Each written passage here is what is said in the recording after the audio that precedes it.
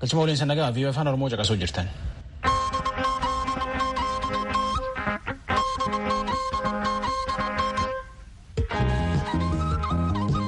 Viiyoo afaan Oromoo wiixataa Gijimaataatti galgal sa'aatii 2 akka sa'aatii 3 meetirbaandii 22 25 31 fi viiyoo 24 naayil sa'aatirraa caqasuu jirtan yaayyuu jalqabne. Roobii adoolessi 22 2020 keessa jirra. Ansoora Laaqeeti. Itoophiyaan hidha Abbayaa bisaan marsaa dura yaayyuu guutatti. Xuyyuurri geejjiba Itoophiyaa Chaayinaatti gubate. Bulchoota adda bilisummaa Oromoo olaanoon torbaan lamaan duratti qabaman. Hagammaallee eessa akka jiranii fi maan keessa akka jiranillee paartii isaaniitiif maatiillee hin qubi hin qabnedha. Paarlaamaan Masrii akka pirezidaantiin isaanii nagaa Liibiyaa eeguuf yooyyuu barbaachisa ta'e waraana biyyi isaanii achitti erga jaji. Tujubeetti oduu nutti.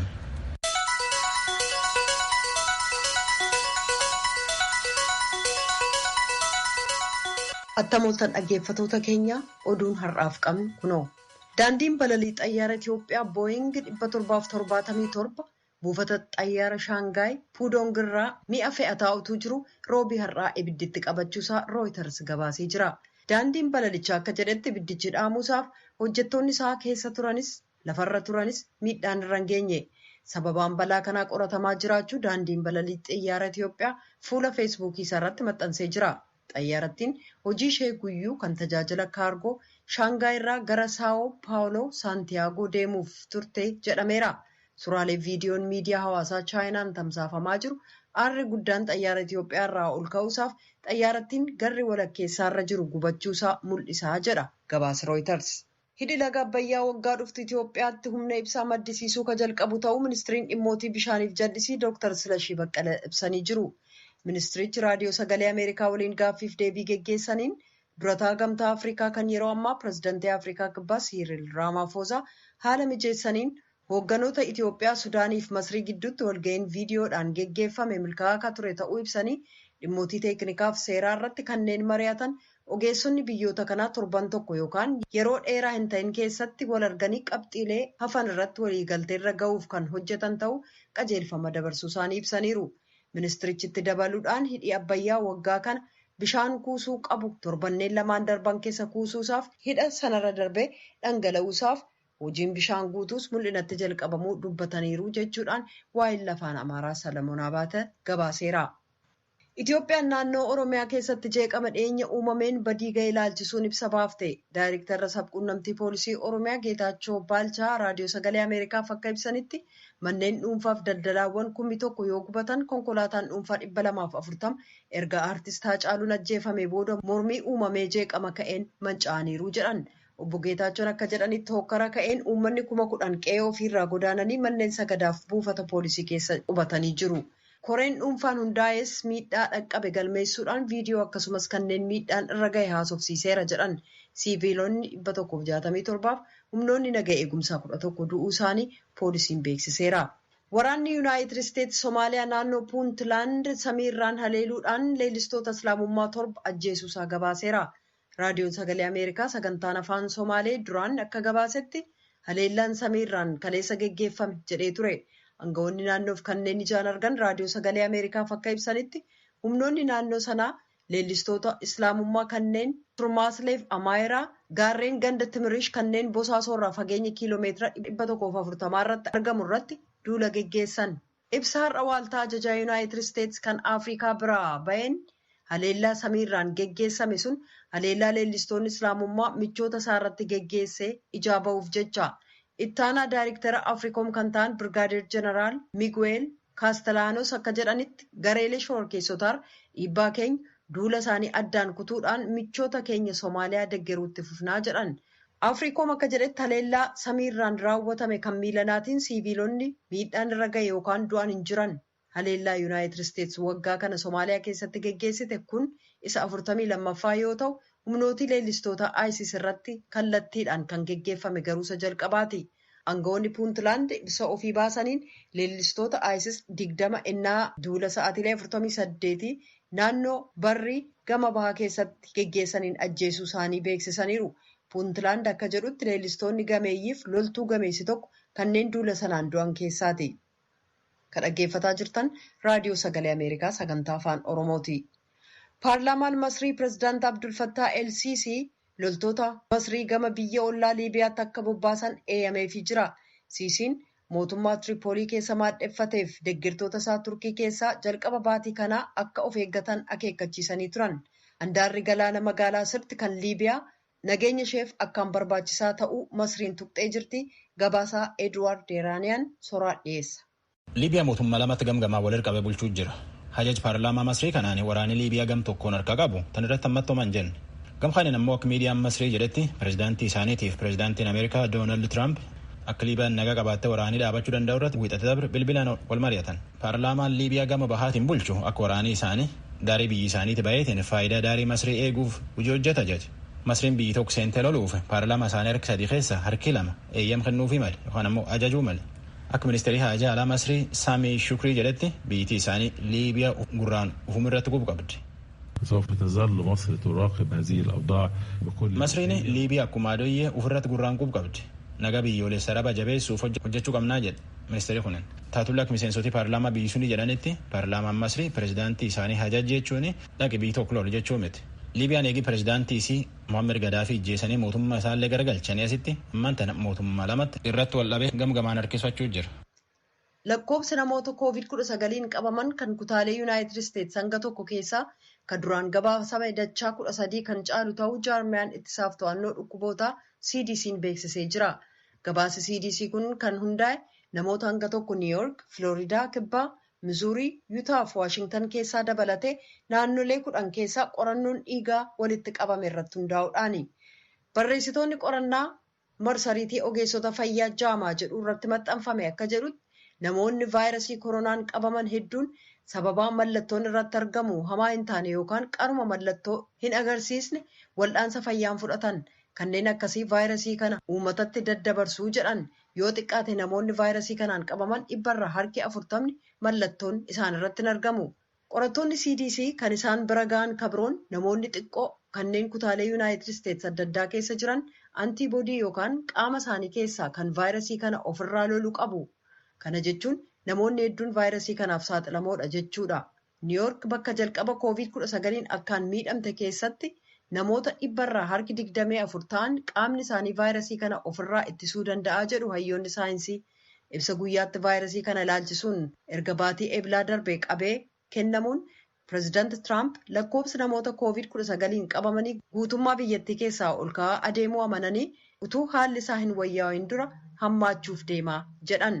Addunyaarraa namoonni miliyoona 4.8 vaayirasii koronaan qabamanii kanneen 613,000 ta'an du'anii jiran kanatti qorattoonni talaallii vaayirasii kana dhabamsiisu argachuu irratti fooyya'inni argamu gabaasaa jiran.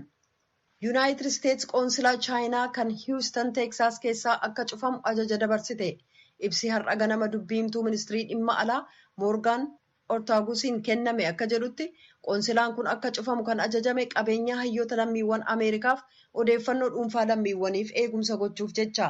Maqaa sirnaa Chaayinaa tuquudhaan Ortaagus akka jedhanitti Yuunaayitid Isteetsi seerarra daddarbuu Rippaabilikiin uummata Chaayinaa raawwatuu fi doorsisa uummata keenya irra ga'uuf obsa hin qabdu jedhanii shaakala daldalaa haqa irratti hin hundoofne ka Chaayinaaf dalagaa lammiiwwan Ameerikaa hatamuu akkasumas amala gaarii hin ta'iniif obsa hin qabnu jedhaniiru.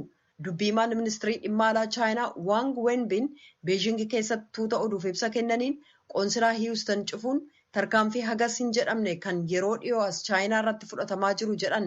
Yuunaayitid Isteetsi hojjettootaaf dippiloomaatota Chaayinaa qoonsilaa sana keessaa doorsisuu ishee qeeqanii qabeenya barattoota lammiiwwan Chaayinaa kan akka meeshaalee elektirooniksii dhuunfaa duraa qabuuf hanga to'annaa jala oolchuutti ga'uun doorsistii jechuun himatan.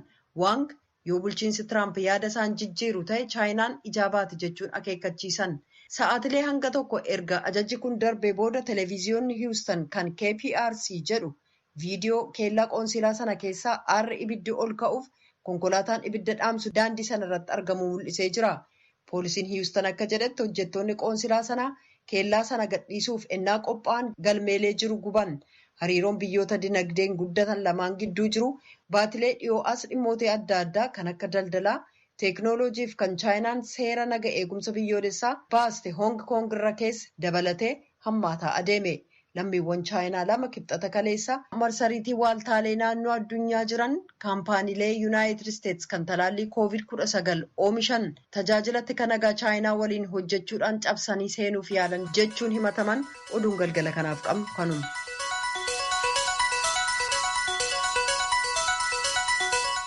Biyya afaan Oromoo caqasuu jirtan. Itti gaafatamtoota olaanoo adda bilisummaa Oromoo ag tokko eegii qabamanii torbaan lama caalanillee akka dhaabii isaanii jedhetti gammaallee mana murtiitti hin dhiyaanne eessa akka jiranillee hin beekan. Akka oduu himaan abaa'oo obbo Toleeraa Adabaa jedhetti maatiin isaaniillee jara kan qubi hin qaban. Itti gaafatamaan biiroo nageenya Oromiyaa ammoo jara kana yaayyuu mana murtii dhiyeessanii jedha. Koomishiniin poolisii federaalaa ammoo hidhamuu bulchoota tanaa qubi hin qabu jedha. Saayidaamtootu nu erge. Addi bilisummaa Oromoo ABO'n miseensonni koree hojii raawwachiiftuu fi hooggansi sadarkaa garaagaraarra jiran erga jalaa hidhamanii torban lama darbuu kan ibse yoo ta'u eessatti akka hidhamanii jiranii fi mana murtiitti dhiyaachuu dhabuu isaaniis eereera. Obbo Toleeraa Adabaa dubbii himaan adda bilisummaa Oromoo raadiyoo sagalee Ameerikaatiif akka himanitti hooggansi olaanoon dhaabichaa guyyaa to'ataman irraa eegalee hanga yoonaatti mana murtiittis hin dhiyaanne jechuun ibsaniiru. Qaama hoogganaa ta'anii qondaalonni hidhaman ni jiru. Keessumaa Finfinnee keessa Jaal Mikaa'el Booran, Jaal Kennisaa Ayyaanaa fi Dr. Shibbuu Galataa hidhamuu isaanii malee bakka isaan jiranii fi waan itti himataman dhaga'uu hin dandeenye. Mana murtiittis hin dhiyaanne hagamma. Namoonni hidhamanii himasni warra jiraatee mana murtiitti dhiyaatanii mirgi isaanii eegame akkasittiin akka mana murtiitti dhiyaatanii yoo badii qabaatan badii isaaniitiif itti gaafatamu badii hin qaban yoo ta'e immoo gadhiifamuu qabu waan ta'eef waan kun akka hojiirra ooluuf mootummaan gama isaatiin itti dhimmee tarkaanfii barbaachisu akka filatu yookiin immoo mirga isaanii kabaje akka gadhiisu himata qabaate immoo mana murtiitti akka dhiyeessu akka nuuf godhu gaafanna jecha. Addi bilisummaa Oromoos qaama mootummaa dhimmi ilaallatu dubbisaa akka jiru kan ibsan obbo Toleeraan ammatti deebii hin arganne jedhan. Gaggaafachaa dhuma jirraa garuu deebii quubsaa hin arganne. Maatiin isaanii hidhamuu quba qabu waan isaanis hin arganne. Nuti akka dhaabaatti mootummaa gaafachuu malee filmaata biraan qabnu ilma gaafachaa jirraa deebii nuu kennu jennee eegna namoonni gaafatan. Komii addi bilisummaa Oromoo hooggansi olaanoof hooggansi sadarkaadhaan jiran miseensota dabalatee erga poolisiidhaan to'atamuu isaanii malee eessatti akka to'ataman quba hin qabu mana murtiittis hin dhiyaanne jechuudhaan kaaseef biiroo nageenyaa Oromiyaa dubbisnee jirra. Obbo Jibriil Mohaammed hoogganaa biiroo nageenya Oromiyaatiin komii addi bilisummaa Oromoo kaase irratti deebii ittaanu kennaniiru. Namoonni qabaman keessattuu namoonni sadarkaa olaanaarra jiran kan qabaman qindeessuudhaan bobbaasuudhaan bifa adda addaatiin yakka raawwate san keessatti gahee olaanaa taphachuudhaan warra qabamanii malee shakkiidhaan warra qabamanii miti. Osoo shakkiidhaan kan qabaman taate namoonni miseensa paartii shanee ofiin jedhu maqaadhaan seera keessa taa'ee ofii garuu hojii dabili ta'e hojjetu tirippil hojii ta'e hojjetu gama tokko wayyaanee wajjin gama tokko shanee bosona jiru wajjin kan hojjetu miseensa paartii kanaa akka ta'e nama baay'eetu bakka adda addaa jira waan ta'e warra kana tarkaanfiin osoo ittiin fudhatameen bira dabree jira. Maaliif badii keessa waan hin galiniif ka badii keessa gale garuu kan dabre qofa osoo hin taane kan itti aanus badii keessa galaan akka itti deemu hubachuunis barbaachisaadha. Addi bilisummaa Oromoo hooggansi kunneen mana murtiitti hin dhiyaanne hanga yoonaa jechuudhaan ibseera. Obbo Jibriil hoogganaan biiroo nageenya Oromiyaa ammoo mana murtiitti dhiyaataniiru jechuudhaan ibsani. Garuu mana murtii kamitti akkasumas yoom akka isaan dhiyaatan wanti isaan ifaan ibsan hin jiru. Namoonni bifa adda addaatiin to'ataman sadarkaa badii isaaniitiin koreen mana qorannaa mootummaa federaalaatii fi naannoo walitti qindaa'ee abbaa alangaatii fi poolisii keessa hunda isaa qabatee tokko tokkoon calalee gara mana murtiitti dhiyeesse kan beellama yeroo irratti argate beellama yeroo irratti gaafate kan ragaa irratti qulqulleesse immoo galmee isaa gurmeessee gara itti gaafachiisutti deemaa jira waan ta'eef warri koree jiru raawwachiiftu isaaniitis warra kana keessaa tokko ta'uu isaa akkuma hubatanii fi kanaan fakkeessanii uummata eenyummaa isaanii hin barre akka hin kakaafne jechuudhaaf dhimma kana irratti taasisan. Dhimma kana irratti dubbii himaa mootummaa naannoo Oromiyaa Obbo Geetaachoo Baalchaa dubbisnee yaadattaanu kennaniiru. Karaa ajjechaa artiist Haacaaluu Hundeessaa hordofee naannoo keenya keessatti bakkee garaagaraatti lubbuu namaaf qabeenyarra miidhaan ga'eera. Sanaa wajjiniin wal qabatee namoota shakkamanii qaama garaagaraati kan walitti qabamanii to'atamanii keessumaa lakkoofsaan gara nama 7,000 126 ta'an bakkeewwan garaagaraatti to'annaa seeraa jala oolaniiru. Sanarraa kan hafee kan paartiin adda bilisummaa Oromoo kophaatti nama hidhaman geggeessitoonni jedhu ani addatti baasee hin beeku. Garuu waliigala namoonni lakkoofsa nama kaase kana ta'an to'annaa seeraa jala oolaniiru. Warri to'annaa seeraa jala oolan immoo bakka jiran hundumattuu bakka to'ataman hundumattuu qaamni dhimmi isaa ilaallatu galmee isaa gara galmee 500 olitti qindeessee akka seeratti dhiyeessaa jiruu fi mana murtiittis dhiyaatanii akka isaanii yeroo beellamaatiin turaa jiranii gabaasni ani qabu kan agarsiisu. Sanarraa kan hafe namoota maqaadhaan adda baasee eenyu eessatti hidhamanii yoo hidhamanii kan jedhu maqaa isaaniitiin ragaadhaan hin qabu. Namni kana keessatti qooda qabu jedhaman garuu lakkoofsa amma kaase kanatu to'annaa jala oolanii seeraanis hordofamaa jiru. Komii hidhamuu eessatti akka hidhamanii fi mana murtiitti dhiyaachuu dhabuu hooggantoota kanneenii maqaadhaan ibsee adda bilisummaa Oromoo gaafate. Obbo Mikaa'el Booran, Obbo Kennisaa Ayyaanaa, Aadde Caaltuu Taakkalee, Obbo Lammii Beenyaa, Dr. Shugguxii Galataa fi Koloneel Gammachuu Ayyaana dabalatee namoota kanneen biroo dhaabichi maqaa dha'ee gaafateef waajjira abbaa alangee waliigalaa federaalaa gaafanneerra. Namoonni maqaadhaan ibsaman kunneen haala isaan irra jiran bakka isaan jiran qulqulleeffadheen odeeffannoo walitti qabeen isiniif deebisa jechuun waajjira abbaa alangee waliigalaa federaalaatti daayirektera yakka qindaa'aa fi daangaa ce'uu obbo Fiqaaduu Tsaggaa raadiyoo sagalee Ameerikaaf himaniiru. Dhimma kanarratti koomishinii poolisii federaalaas gaafanneerra. Koomishinii poolisii federaalaatti itti aanaan koomishinar Malaakuu Faantaas hidhamuu hooggantoota adda bilisummaa Oromoo kanaa quba akka hin qabne ibsanii jiru. Gabaasa raadiyoo sagalee Ameerikaatiif Tsahaay Daamxoo Finfinneerra. Viiyoo afaan Oromoo caqasuu jirtan.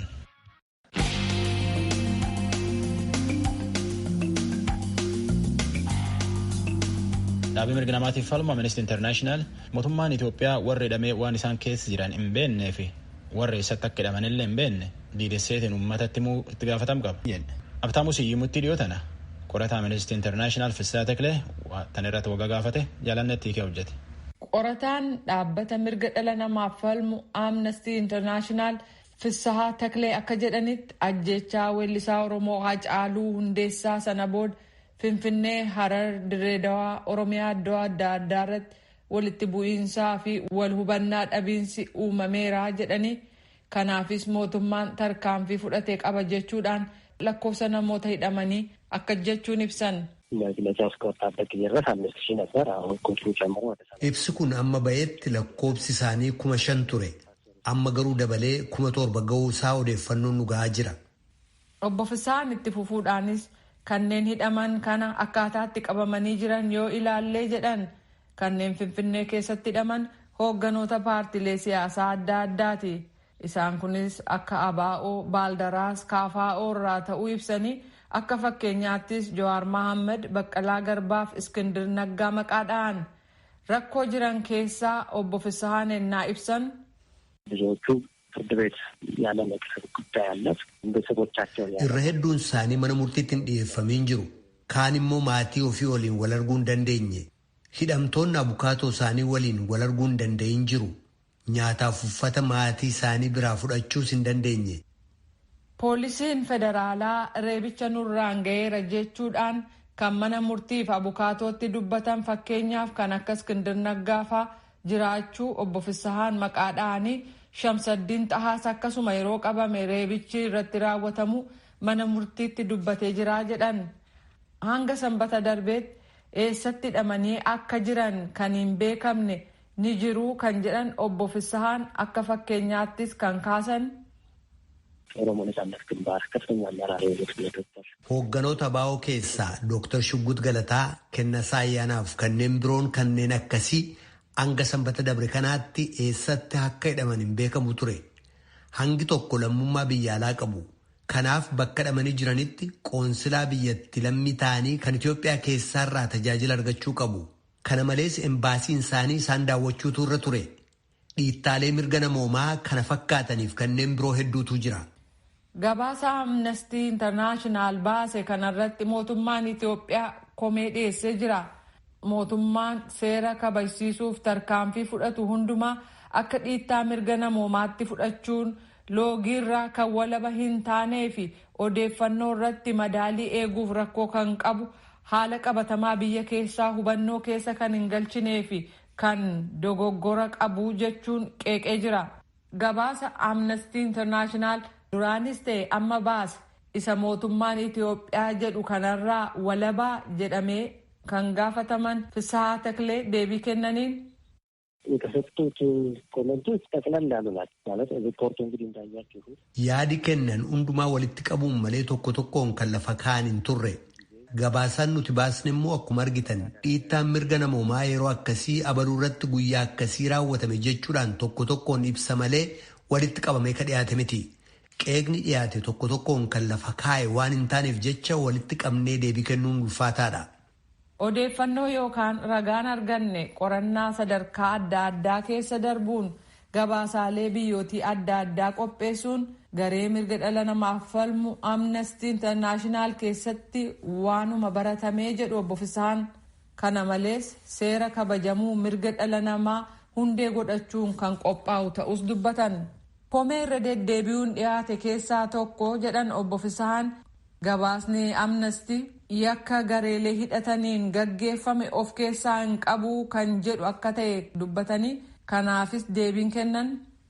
የታጠቁት ወገኖች የሰብአዊ መብት ግዴታ የለባቸው። gareelee hidhatanirra dirqamni kabachiisuu mirga dhala namaa hin jiru. Yakka ittisuudhaaf itti gaafatamni kan irra jiru mootummaadha. Yakka hojjechuuniif dhiittaan mirga dhala namoomaa waan adda addaati. Yakka hojjetameef mootummaan tarkaanfii yoo fudhate kun dhiittaa mirga namoomaa hin jedhamu. Yakki yeroo hojjetamu mootummaan callisee ilaaluun garuu dhiittaa mirga namoomaati. Itti gaafatamaanis mootummaa ta'a. Qaamonni kan mootummaa hin ta'in marti gocha yakkaa raawwatan jechuudhaan mootummaan kan ibsu mar Amnestiin akka dhiittaa mirga namoomaatti hin ilaaluu jedhaniiru. Sababiinsaas kun akka yakkaatti ilaalamee seera biyyattiin kan ilaalamu ta'a. Kanaaf mootummaan yaadasaa akkasitti akka sirreessuu jedhan. Yakki raawwatame dhiittaa mirga namoomaa hin ta'uu jedhaniiru.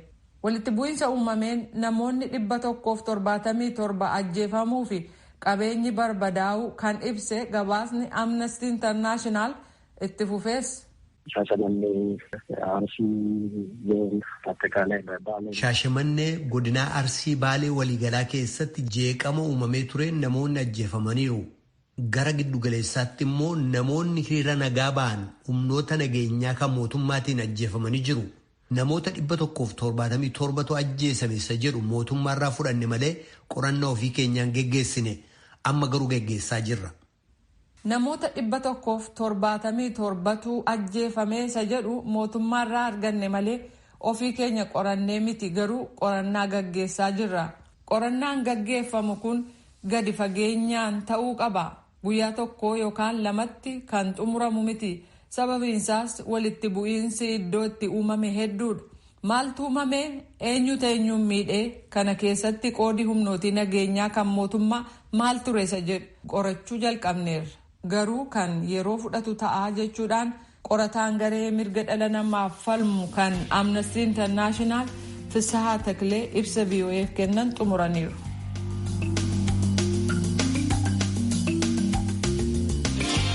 Biyya afaan Oromoo caqasuu jirtan. Min Itoophiyaa Suudaan kaartuum jiraatan waraanni biyyi suni waan jarii hojiin hojjetu. Keessumattuu iyyuu torbaan lamaasitti bajaajiif qabeenyi isaanii hedduu irra guuruu jira. Akka jari jedhutti bajaajiif qabeenyi isaanii kana namoonni Itoophiyaa qofa irra guuruu jiran. Qonsila Itoophiyaa achi jiru irraallee deebiin argannee jedha. Galmoo daawwatitti nu erga. Sudaan jiraatan yoo dubbatan torbee sadi'as humnoonni nageenyaa Sudaan lammiilee Itoophiyaa tajaajila geejjibaa baajaajiin kennan irratti xiyyeeffataniiru jedhu. Ahmed Abbaa Giddii dhalataa Oromoo kaartuum jiraatudha. Kanaan dura baajaajiidhaan dalaguu dhaabaa jedhamee nam tokko namni dubbate hin jiru beeksifnis wanti bahe hin jiru lammiin kaminuu waraqaa mataa danda'e bitatee hojjechuu mirga guutuu qaba ture. Eeggadda sa'a ganama keessaa sa'aatii 3 irratti qabaan jalqabe waan baajaajii magaalaa kaartuum kana ta'e keessa hunda keessatti jechaadha.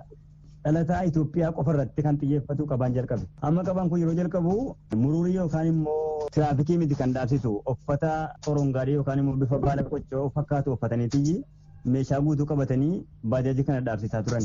Yeroo dhaabsisanii ijoolleedhuma shofeeridhaa wajjin fuudhanii waajjira poolisii geessu turan. Achitti erga walitti qabanii booddee ganama sa'a 3tti eegalanii hamma galgala sa'aatii 10tti qabaa turan. Waajjira poolisii hunda keessatti jirti. Fakkeenyaaf waajjira poolisii Arkootitti kan argamu Dilaalaa, Maamoraa, Shaaf Kaartuum, Haji Yuusufiin, Baarii Mattalustaa, ammallee Alfaayaa, Kadiroo, Jireetiin kan jedhamu kana jechaadha. Hundinuu waajjira poolisii hunda keessatti walitti qabamaa ture jechaadha. Erga walitti qabanii yoo raawwatanii booddee galgala sa'aatii 10 booddee deemaa jedhanii ijoollee abbaa baajaajiitiin. Eessa dhannaa jedhanii ijoolleen. Baajaajii kana waan qorannu qabna waan ta'eef waraqaa ittiin bittan fidaati kottaa jedhaniin. Julaayii guyyaa 20 bara 2020 waraqaa ittiin baajaajii bitatan geessanii dhaqan ijoolleen. Erga geessanii dhaqanii waraqaa kana harkaa fuudhanii suuraa kaafatanii amma deebi'aa galaa jedhanii. Haadha moora qabeeyyiin nan argatan ijoollee. Baajaajiin addatti lammiilee Itoophiyaa qofaarraa fuudhamaa jira moo lammii biyya alaa kan Sudaan keessa jiran mararratti tarkaanfiin kun fudhatamaa jirame? Meeti lammii Itoophiyaa qofarratti xiyyeeffata. Wantichi iccitii jabaa qaba. Duula qindaa kan gaggeeffamaa jirudha beektaa. Lammii Itoophiyaa keessattuu dhalattoota Oromoo qofa irratti kan xiyyeeffatee jiru. Malee lammiin biyya biraa hedduutu as keessa jira. Hundinuu baajaajii qaba, makiinaa qaba, dalagaa gaggaarii hojjetaa namni tuqaa jiru hin jiru. Ahmed sababa lammiileen Itoophiyaa xiyyeeffannoo keessa galaniif wanti beekamu hin jiru jedha. Waraqaa eeyyama jireenyaa warri qabanis kan eeyyama konkolaachisaa qabanis martuu qabeenyi isaanii humnoota nageenyaa kanaan Kaartuum bakka garaagaraatti harkaa fuudhamaa jira jechuunis dubbata. Naannoo waajjira poolisii magaalaa Kaartuum keessa jiraatan bakka baqattoonni ijoollee Itoophiyaa jiran hunda walitti qabaa jiran. Daahir dhalataa Oromoo Kaartuum ganna 14 ol jiraatedha. Innis duula kanaan humnoonni nageenyaa biyya Sudaan xinnaatu baajaajiiwwan kan qabeenyummaan isaanii kan dhalattoota Itoophiyaa ta'e 100 ol qabanii ugguranii jiru jedha. Naannoo lama jira. Tokko Kaartuum kan jedhamu yoo gara Sajjaanaa jedhamu jira. Tokko immoo Arkawiitiin kana keessa kan jiru, Xaayifiin keessa kan jirudha. Inni baay'ee qabatee jira. Kana keessa warra Ortodoksii hedduu keessa jira. Hamma kana lammiileen Itoophiyaa bajaajii harkaa qaban hamma kanaatti kan jedhamu ammallee hin baramne. Ilmaamaan hamma gara 150 wayii hin gahaadha. Xaayir Abbaa Milkii Kaartuum keessa baajaajiin tajaajila geejjibaa kenneen jiraataa ture jedha.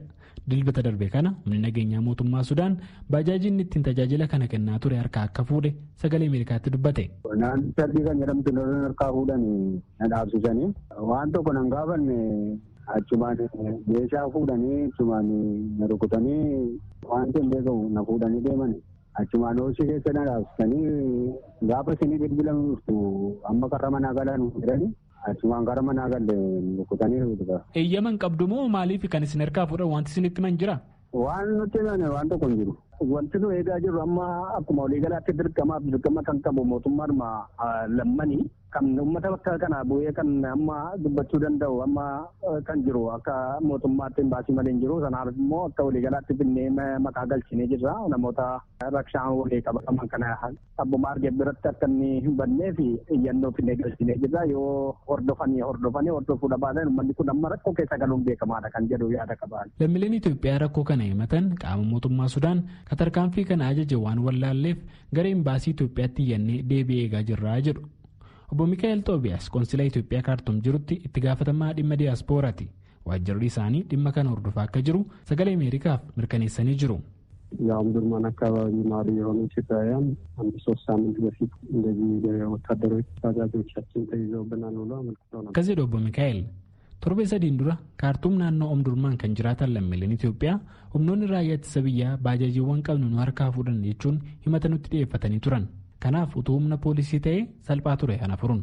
Garuu wanti kun miseensota raayyaa ittisa biyyaa Sudaaniin waan raawwatamee fi karaa qondaaltota nageenya imbaasii akka furamuuf yaalii taasisaa turre. Qondaaltota nageenya imbaasiif ni lakkifnaa jedhu. Warri baajaajiin duraa uggurame yoo dhaqanii gaafatan ammoo qaama oliitu nu ajaje kanaaf isiniif hin gadhiifnu waan jedhu himatu. Warri baajaajii Itoophiyaanotaa qabe kun. Kana furuuf egaa amma xalayaa komii gara waajjira hajaa alaa mootummaa Sudaanitti barreessaa jirra jechuun dubbatu. በተለይ የኢትዮጵያውያን ተለይቶ እንዲያዝ የተደረገበት ምክንያት እኛ ያልተረዳነው እና መነጋገር የሚገባን መስሎ ስለታየ እሱን ለመነጋገር እንድንችል ነው። Obbo Mikaa'el tarkaanfiin kun guyyoota darban kanallee itti fufuu eeranii konsilaan Itoophiyaa maaliif akka qabeenyi lammiilee Itoophiyaa qofti xiyyeeffannoo keessa gales ni gaafataa jedhan. Kanaan duras Sudaan lammiilee Itoophiyaa biyyattii keessa jiraatan kan dhibbootaan lakkaa'aman waraqaa eeyyama jireenyaa hin qabdan jechaan hidhaatti darbitee turte yoo ta'u, qondaalli konsilaa Itoophiyaa Sudaan jiru Mikaa'el Xoobiyaas ergasii aangawoonni biyyoota lameenii maree taasisaniini lammiileen Itoophiyaa paaspoortii baafatanii eeyyamaan akka jiraatan walii galameera jedhan. Warri ala sidhaa bu'ee garuu manni murtii Sudaan adabbii maallaqaatii fi hidhaa waan irratti dabarseef hidhaa eegsisuu hin dandeenye jechuunis dubbatanii jiru. Gabaasa Sagalee Ameerikaaf Galmuu Daawit Naayiroobii. Taarratanuma taphoolitii waltajjii nagaan bulaa Ansoolaa Lakeeti sagantaa afaan Amaaraatti ta'an.